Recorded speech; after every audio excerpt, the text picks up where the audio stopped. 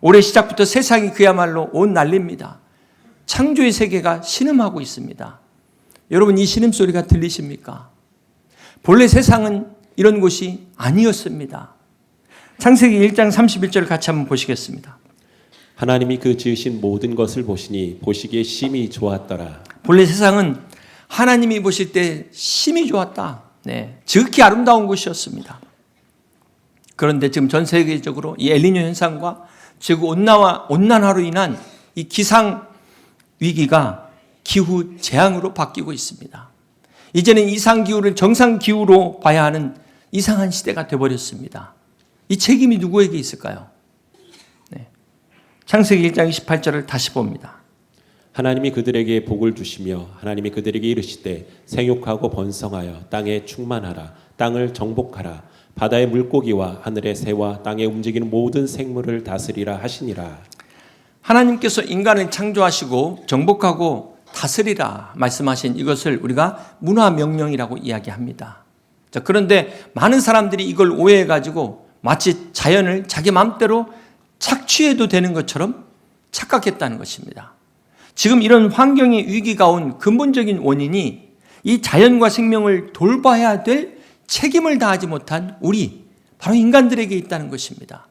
창세기 1장 28절에 모든 생물을 다스리라 해서 이 다스리다는 히브리어 라단인데요. 이것은 군림하고 통치라는 뜻보다는 돌본다는 의미를 가지고 있습니다. 책임 있는 돌봄과 보살핌을 통해서 생명을 살리고 보존하는 이 청지기적 사명이 바로 다스리라는 그런 의미를 갖고 있는 것입니다. 창세기 2장 15절에 보시면 여호와 하나님이 그 사람을 이끌어 에덴 동산에 두어 그것을 경작하며 지키게 하시고. 하나님께서 사람을 통해서 경작하게 하셨다. 이 아바드는 단순히 이렇게 땅을 파고 농사를 짓는 경작만 의미하는 것이 아니라 마치 정원사가 정원을 예쁘게 가꾸는 것, 그것처럼 하나님이 만드신 세상을 아름답게 꾸미고 발전시켜 나가는 것, 문화를 만드는 것, 이것이 바로 아바드의 경작의 뜻을 갖고 있습니다. 또한 지킨다라는 이 히브리어 사마르는 단순히 무슨 경비를 쓰는 지키는 개념이 아니라 보호하고 보존하고 책임을 지는 그런 의미를 담고 있습니다. 이것도 마치 엄마가 아이를 돌보는 것처럼 사랑으로 돌보고 보호하는 책임을 강조하는 돌봄, 이게 사마르라는 것입니다. 그런데 인간이 정복만을 생각한 결과가 이처럼 오늘 우리가 사는 이 세상을, 자연을 파괴하는 결과를 가져왔습니다. 사랑하는 성도 여러분, 오늘 본문의 이 창세기의 문화명령인 정복하고 다스려라. 자, 이 말씀 앞에 어떤 말씀이 나오냐면요, 바로 생육하고 번성하여 땅에 충만하라가 먼저 나옵니다. 이것이 첫 번째 명령입니다. 이 세상을 창조하신 하나님께서 우리 인간에게 가장 먼저 주신 첫 번째 명령이 이 땅에서 자녀를 낳고 번성하라는 축복을 명령으로 주신 것입니다. 이것은 이 땅의 생명을 번성케 하라는 사명을 우리 인간에게 주신 것입니다. 그런데 지금 한번 우리를 보세요. 우리나라를 보세요. 세계에서 가장 낮은 출산율입니다. 어쩌다 이렇게 됐습니까? 물론 여기에는 여러 가지 이유가 있겠지만 이유 여하를 떠나서 아이를 못 낳는 게 아니라 안 낳는 것은 하나님이 첫 번째 주신 이 창조 명령에 불순종하는 겁니다. 사랑하는 성도 여러분, 하나님의 모든 명령의 불순종에는 반드시 대가가 따른다. 그 결과가 있다는 사실을 우리는 결코 잊지 말아야 될 것입니다. 바라기는 우리 믿음의 가정들만이라도 이 말씀에 순종해서 우리 다음 세대를 이어가고 믿음의 유산을 전수하는 거룩한 사명을 감당하는 복된 가정 되시기를 주님의 이름으로 축복합니다. 우리가 흔히 내 땅, 내 집 이렇게 이야기하시잖아요. 그러나 사실 진짜 주인은 누굴까요? 시편 24편 1절입니다. 땅과 거기에 충만한 것과 세계와 그 가운데에 사는 자들은 다 여호와의 것이로다. 다 누구 거라고요? 그렇습니다. 우리는 이 땅의 주인이 아니라 관리인이라는 사실을 잊지 마시길 바랍니다. 건물 주인이 관리인에게 건물을 맡기는 것처럼 하나님께서 여러분에게 맡기신 것입니다. 이것을 우리가 청지기의 직분이라고 이야기합니다. 이 청지기의 직분을 잘 감당하지 못했기 때문에 환경의 오염의 문제와 자연재해 같은 재앙들이 부메랑이 돼가지고 왔다는 거예요. 사랑하는 성도 여러분, 우리 하나님께서는 지금도 살아계셔서 여러 가지 방법을 통하여 말씀하십니다. 그 중에 하나가 바로 자연의 징조를 통해서 말씀하십니다. 구약에 보면 하나님께서 이스라엘 백성들에게 이른 비와 늦은 비를 약속하셨어요. 하나님께서 이 기후 날씨를 축복의 통로로 사용하셨습니다. 자, 그런가 하면은 또 이 날씨를 경고와 심판의 도구로도 사용하십니다. 스가랴서 14장 17절 말씀입니다. 땅에 있는 족속들 중에 그 왕 만군의 여호와께 경배하러 예루살렘에 올라오지 아니하는 자들에게는 비를 내리지 아니하실 것인지. 이건 한마디로 불순종의 결과가 기후의 재앙으로 왔습니다. 여러분, 성경의 노아 홍수의 심판도 기후 재앙입니다. 요셉의 때 7년의 가뭄도 그렇고요. 엘리야 시대 3년 6개월 동안 비가 오지 않은 것도 다 기후와 관련된 재앙이었습니다. 출애굽 당시 하나님께서 모세를 통하여 이집트에 10가지 재앙을 행하시는데 그 10가지 재앙을 크게 두 가지로 분류할 수 있습니다. 첫 번째는 생태학적 재앙, 이 개구리, 이 파리, 메뚜기 재앙. 자, 이런 재앙이었다면 두 번째 재앙은 나일강을 피로 만들고요. 그 다음에 우박의 재앙이고 3일 동안 해가 가려지는 흑암, 이게 다 기후 재앙이었습니다. 그런가 하면 이 요한계시록에 보면 마지막 때 무서운 재앙들을 예언하고 있습니다. 잠깐 몇 가지만 소개해드리겠습니다. 계시록 16장 8절입니다. 넷째 천사가 그 대접을 해 쏟음에 해가 권세를 받아 불로 사람을 태우니. 해가 권세를 받아 불로 사람을 태운다는 것은 이상 폭염으로 많은 사람들이 죽어나간다는 이 재앙을 말씀하는 것입니다. 18절 보실까요? 번개와 음성들과 우레소리가 있고 또 큰 지진이 있어 얼마나 큰지 사람이 땅에 있어 온 아래로 이같이 큰 지진이 없었더라. 네, 지금까지 우리가 많은 지진을 경험했지만 역사상 본 적이 없는 전무후무한 어마어마한 지진이 일어날 것이다. 계시록에 예언되어 있습니다. 21절 말씀입니다. 또 무게가 한 달란트나 되는 큰 우박이 하늘로부터 사람에게 내림에 사람들이 그 우박의 재앙 때문에 하나님을 비방하니 그 재앙이 심히 크미러라. 이 우박의 재앙이 얼마나 크면은 하나님을 비방할 정도로 앞으로의 기후변화와 자연재해를 통해 하나님이 심판하실 것을 예언하고 있습니다. 그런데 여러분, 우리가 기억해야 될 것이 이 계시록의 이 재앙은요, 심판입니다. 그러나 지금 우리가 겪고 있는 이 자연재해, 이거는 심판이 아니에요. 하나님의 경고입니다. 회개할 기회를 주시는 것입니다. 계시록의 재앙은 이제 그때 가서는 돌이킬 수 있는 방법이 없어요. 심판이지만, 그러나 지금은 마치 부모가 자녀를 잘못하면 사랑의 매를 통해서 회개하도록 하는 것처럼 하나님께서 우리에게 돌아올 기회를 주시는 겁니다. 그러므로 사랑하는 성도 여러분, 더 늦기 전에 주님 앞으로 나오는 여러분 되시기를 주님의 이름으로 축복합니다. 이 얘기를 들어야 될 분들은 안 듣고 이게 안타까운 거죠. 여러분, 하나님 만드신 세상은 정말 아름다운 세상입니다. 하나님께서 이 세상을 창조하셨을 때 모든 것이 완벽했어요. 그런데 어쩌다 이 세상이 이렇게 됐을까요? 어쩌다 이렇게 망가졌을까요? 그 원인이 창세기 3장 17절에 나옵니다. 아담에게 이르시되 내가 내 아내의 말을 듣고 내가 내게 먹지 말라 한 나무의 열매를 먹었은즉 땅은 너로 말미암아 저주를 받고 너는 내 평생에 수고하여야 그 소산을 먹으리라. 아담이 하나님께 불순종함으로 땅도 함께 저주를 받았다고 말씀하고 있습니다. 아담 한 사람의 죄가 이 세상에 모든 것에 영향을 미치게 된 것입니다. 사랑하는 성도 여러분, 오늘 우리가 겪고 있는 이 환경의 문제가 단순히 무슨 이산화탄소, 온실가스 이런 자연적 문제만이 아니라 바로 영적인 문제라는 사실을 깨달으시길 바랍니다. 인간의 죄에서부터 시작됐다는 죄의 결과라는 사실을 기억하시길 바랍니다. 본래 인간은 하나님께서 대리자로 세우셨어요. 그런데 죄로 인해서 타락한 인간이 이 청지기의 직분을 망각한 것입니다. 이것이 오늘날 환경의 위기를 자초했다. 이 모든 재난이 자연재해가 인간의 죄에서 비롯됐다는 사실을 우리는 기억해야 될 것입니다. 혹 여러분 중에 나는 한 번도 자연을 훼손한 적이 없는데 나는 정말 억울하다 이렇게 생각하시는 분 계십니까? 로마서 8장 22절에 보면은 피조물이 다 이제까지 함께 탄식하며 함께 고통을 겪고 있는 것을 우리가 아느니라. 모든 피조물이 함께 고통을 겪고 있다. 함께 대가를 치르고 있다는 말씀이에요. 자, 이 말씀은 여러분 지금 미국의 산불의 피해를 보세요. 얼마나 많은 집들이 불에 탔습니까? 그런데 그 중에는 신실한 크리스찬들도 있을 겁니다. 그들이 무슨 죄입니까? 자기들이 불 피운 적도 없는데 왜 이런 고통을 당해야 됩니까? 이게 바로 운명 공동체라는 거예요. 한 사람의 잘못된 행동이 이렇게 많은 사람에게 영향을 미친다는 것입니다. 사회, 경제, 정치도 마찬가지죠. 한 사람의 잘못된 결정이 이 공동체, 나라 전체를 위태롭게 할 수 있다는 것입니다. 그런데 사실은 이 모든 책임이 우리 모두에게 있다. 가장 지도자에게 책임이 많겠지만 우리도 책임 없다고 말할 수 없다는 것입니다. 사랑하는 성도 여러분, 무엇보다도 우리는 이 문제를 해결하기 위해서 근본적인 원인을 알아야 됩니다. 성경은 야고보서 1장 15절에 욕심이 잉태한 즉 죄를 낳고 죄가 장성한 즉 사망을 낳느니라.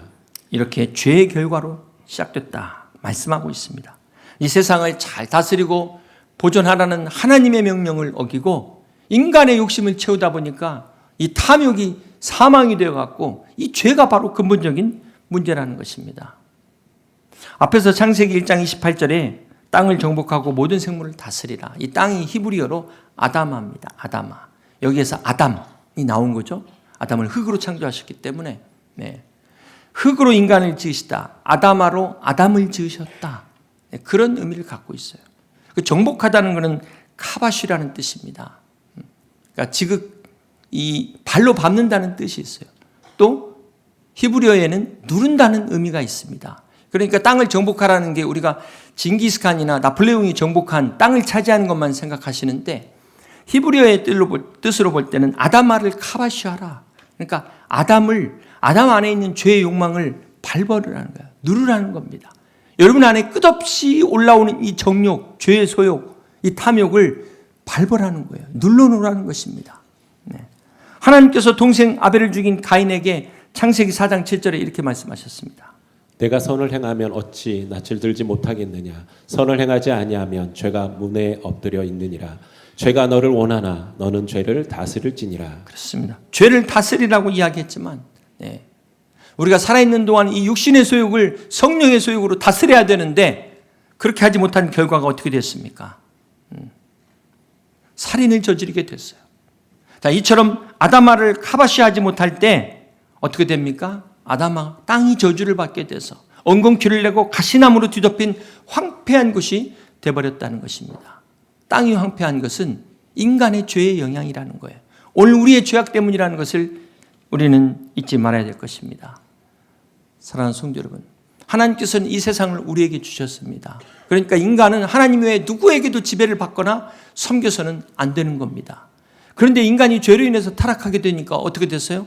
세상을 다스리라고 했더니만 그만 세상의 지배를 받고 세상을 섬기고 우상을 숭배하는 이 샤머니즘, 토테미즘이 나오게 된 것입니다. 하나님이 보실 때 얼마나 이 어이없는 어처구니 없는 사건입니까? 우리가 여기서 깨달아야 될 중요한 교훈은 우리가 이 세상을 정복하지 못하면 정복을 당하게 된다는 거예요. 여기서 우리는 중요한 영적 교훈을 깨달아야 됩니다. 우리가 요즘 새벽 큐티 말씀을 여호수아서를 나누고 있습니다. 근데 여호수아서 17장에 보면은 이 다음 주일에 나오는 내용인데요. 므낫세 반지파가 가나안 정복 초기에 아주 용감한 아주 강한 지파였습니다. 이들이 요단 동편의 땅을 받았음에도 불구하고 다른 지파들과 함께 가나안 정복 전쟁에 참여해서 선봉에 섰습니다. 그런데 안타깝게도 므낫세 반지파가 시간이 지나면서 그들이 그 열심이 다 사라져 버렸어요. 자신들이 차지한 땅에 살던 가나안 사람들을 하나님께서 다 쫓아내라고 그랬는데 순종하지 않았습니다. 그 결과가 어떻게 됐을까요? 시간이 지나면서 오히려 가나안 사람들의 영향을 받게 된 것입니다. 그래서 그들이 우상을 섬기게 됐어요. 처음에는 자기들이 정복했는데 나중에 보니까 자기들이 정복당한 결과가 된 거예요. 우리가 세상 친구들을 전도하지 못하고 우리가 그 친구들과 계속 어울리다 보면 결국 어떻게 돼 있을까요? 내가 거꾸로 끌려다니게 된다는 것입니다. 여러분, 이것이 바로 영적 전쟁의 특징이에요. 중간지대가 없다는 것입니다. 사랑하는 성도 여러분, 우리가 죄를 정복하지 못하면 결국은 죄가 우리를 정복해버립니다. 그래서 우리가 깨어 있어야 됩니다. 작은 유혹이라고 해서 절대 우습게 봐서는 안 되는 겁니다. 이 정도쯤이야. 딱 한 번만 이런 생각이 들 때마다 여러분 므낫세의 이 반지파의 실패를 기억하시길 바랍니다. 사랑하는 성도 여러분, 신앙생활은 타협할 수 없는 영적 전쟁입니다. 우리가 죄를 정복하느냐 아니면 죄에게 정복당하느냐, 둘 중에 하나예요. 양다리가 없습니다. 영적 전쟁에서 양다리는 없습니다. 그러므로 여러분 성령의 능력으로 여러분 앞에 놓인 모든 죄들을 다 정복해버리시는 여러분 되시기를 주님의 이름으로 축복합니다. 우리 주님의 십자가의 보혈의 능력으로 승리하는 여러분 다 되시기를 주님의 이름으로 간절히 축원합니다. 누가복음 12장에 우리 예수님께서 바리새인들에게 이런 말씀을 하셨습니다. 56절입니다. 외식하는 자여, 너희가 천지의 기상은 분간할 줄 알면서 어찌 이 시대는 분간하지 못하느냐. 여러분, 주님이 하신 말씀을 한번 생각해 보세요. 오늘 이 시대야말로 얼마나 이 과학이 발달했습니까? 일기예보, 일주일 앞을 다 내다보고 인공위성으로 태풍의 경로를 다 우리가 보고 있습니다. 지구온난화가 미칠 영향까지도 지금 다 분석했잖아요. 그 어느 때보다도 이 천지의 기상을 정확하게 아는 시대 아닙니까? 그 어느 때보다도. 그런데 정작 중요한 것은 그 어느 때보다도 자신의 영적인 기상 상태를 모른다는 거예요. 사랑하는 성도 여러분, 지금 일어나는 이 기후변화, 자연재해를 단순히 과학적 현상으로만 봐서는 안 됩니다. 오늘 우리가 지금 어떤 시대를 살고 있는지 시대를 분간할 수 있는 영적 지혜가 있으시기를 주님의 이름으로 축복합니다. 우리 주님께서 마태복음 24장에 말세의 징조에 대해서 말씀을 하시면서 마태복음 24장 8절에 이런 말씀이 나옵니다. 이 모든 것은 재난의 시작이라. 이 재난이 영어 성경에 보면 birth pains, 네, 산고, 산모의 고통, 네, 이렇게 표현되어 있어요. 이 재난을 여성의 출산의 고통으로 비유한 이유가 뭘까요? 산모가 아이를 낳을 때 이 출산의 진통에는 어떤 특징이 있습니까? 시간이 갈수록 이 빈도가 빨라지고 고통의 강도가 세집니다. 마찬가지로 이 종말의 징조들이 점점 더 빈도와 강도가 세진다는 것을 암시하고 있어요. 그리고 마지막에 이제 새로운 생명이 태어나는 것 아닙니까? 자, 이것은 지금 우리가 겪는 이 재난, 자연재해들이 종말의 시작을 알리는 신호다. 끝이 아니라는 거예요. 이 재앙들이 마치 산고처럼 이제 점점 더 빈번해지고 강도는 더 세질 겁니다. 강도는. 그리고 마침내 이 고통 끝에 새 생명이 태어나듯 예수님의 재림이 올 것입니다. 부활의 기쁨이 기다리고 있다는 거예요. 사랑하는 성도 여러분, 우리는 이런 징조를 통해서 깨달아야 됩니다. 주님이 오실 날이 가까웠다. 그렇지, 이 땅에서 영원히 사는 게 아니지. 준비하라는 겁니다. 바라기는 여러분, 이 시대의 징조들을 통해서 하나님의 뜻을 깨닫는, 깨어서 준비하는 지혜로운 여러분 다 되시기를 주님의 이름으로 축복합니다. 어리석은 자들은 넋놓고 있다가 그 재앙 그대로 다 받고 그 재앙에 한 방에 나가버리는 게 어리석은 자예요. 오늘 여러분들은 지혜로운 자가 되셔서 이 다가올 재난을 준비하는 여러분 되시기를 주님의 이름으로 축복합니다. 성경은 마지막 때일을 자세하게 기록하고 있어요. 베드로서 3장 10절 보겠습니다. 그러나 주의 날이 도둑같이 오리니 그날에는 하늘이 큰 소리로 떠나가고 물질이 뜨거운 불에 풀어지고 땅과 그 중에 있는 모든 일이 드러나리로다. 이거 한마디로 기상이변이에요. 어마어마한 기상이변이 나타날 것이다. 네, 무서운 말씀입니다. 근데 이게 끝이 아니라 그 다음에 13절, 우리는 그의 약속대로 의가 있는 곳인, 그렇습니다, 새하늘과 새 땅을 약속하셨습니다. 이것은 지금 우리가 겪는 이 세상과는 완전히 다른 새로운 세상을 약속하셨습니다. 사랑하는 성도 여러분, 로마서 8장에 모든 피조물이 탄식하여 고통받고 있지만 그들도 하나님의 구원을 기다리고 있다, 이렇게 말씀하고 있습니다. 로마서 8장 24절 말씀 함께 봅니다. 우리가 소망으로 구원을 얻었음에 보이는 소망이 소망이 아니니 보는 것을 누가 바라리요. 만일 우리가 보지 못하는 것을 바라면 참음으로 기다릴지니라. 그렇습니다. 우리의 소망은 어떤 소망일까요? 바로 다른 것이 아니라 이 새하늘과 새 땅의 소망을 가져야 되는 것입니다. 그렇습니다. 하나님께서 약속하신 이 새하늘과 새 땅의 이 날은 반드시 올 것입니다. 그러나 중요한 것은 하나님이 이렇게 약속하셨다고 해서 오늘 우리가 그냥 손 놓고 있어야 되는가? 가만히 구경만 하면 되겠는가? 여러분, 부모님이 만약에 새 집을 사주신다고 해서 지금 있는 집 막 망가뜨리고 막 그렇게 하라는 거 아니잖아요. 그렇게 해서는 안 되잖아요. 오히려 더 잘 관리해야 되지 않겠습니까? 그렇게 볼 때 오늘 우리가 해야 될 일이 있습니다. 하나님의 이 창조 세계를 우리가 소중하게 여기고 우리가 할 수 있는 작은 것에서부터 실천하는 것이 중요합니다. 그런 의미에서 교회 안에서 일회용 사용하는 것도 자제하시고 이런 작은 실천을 통해서 우리 다음 세대를 위해서 아름다운 환경을 물려줄 수 있는 우리 교회 또 우리 나라가 될 수 있기를 주님의 이름으로 축복합니다. 이혼 TV에서 이혼 숙녀 캠프 프로그램이 나와서 보다 보니까 부부간의 거짓말 테스트기를 사용하더라고요. 진짜인지 가짜인지를 가리기 위해서. 근데 아내가 정말 말로는 나 정말 자살하고 싶다, 막 죽고 싶다. 표정을 보니까 진짜 같아요. 그런데 거짓말 테스트기를 해보니까 이게 거짓으로 판정이 났어요. 물론 이제 안도를 했죠. 그런데 이제 문제는 남편이 자기 결백을 주장하는데, 자기는 결백을 주장하는데 이것도 거짓으로 나왔어요. 그러니까 나중에 막 둘이 서로 싸우더라고요.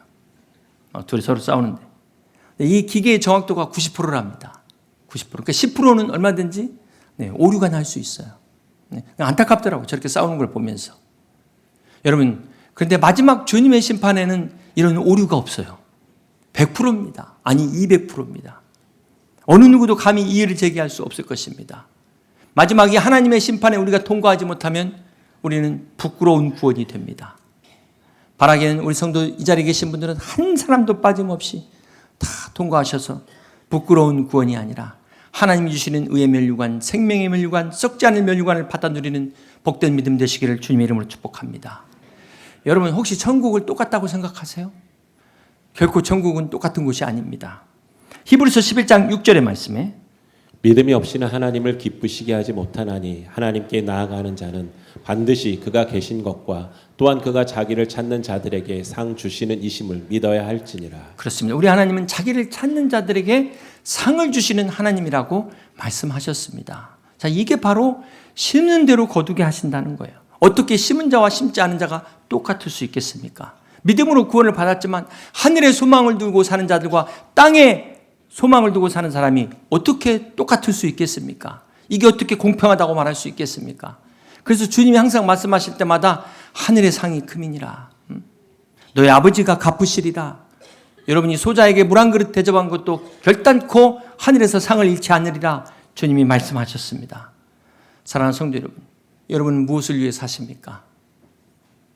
지난 한 주 동안 지금까지 무엇을 위해 사셨습니까? 성공을 위해 사셨습니까? 하나님이 여러분에게 주신 소명을 위해 사셨습니까? 여러분이 성공을 위해 사는 삶은 결국은 욕망을 쫓아가는 삶이고 그 배후에는 결국 그 시작은 죄에서부터 시작되는 길입니다. 그러나 그리스도의 보혈로 값없이 구원을 받은 하나님의 자녀라면 이제 우리는 내 욕망을 위한 내 세상의 성공을 위한 삶이 아닌 하나님이 위해서 부르신 거룩한 소명을 위해 살아가는 복된 삶이 되어야 될 줄로 믿습니다. 바라기는 2025년 이 하나님의 비전을 따라 살아가는 참된 청지기가 되셔서 여러분이 회복됨으로 여러분의 가정이 회복되고 우리 교회가 회복되고 이 나라가 회복되는 이 신음하는 이 창조 세계가 다시금 회복되는 은혜가 임하시기를 주님의 이름으로 간절히 축원합니다.